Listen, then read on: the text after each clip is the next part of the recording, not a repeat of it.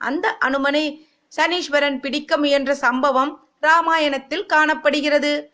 ராவணனை அழிக்க வானர சேனைகளுடன் இலங்கை செல்வதற்காக கடலில் பாலம் அமைக்கும் பணியை மேற்கொண்டிருந்தார் ஸ்ரீராமர்.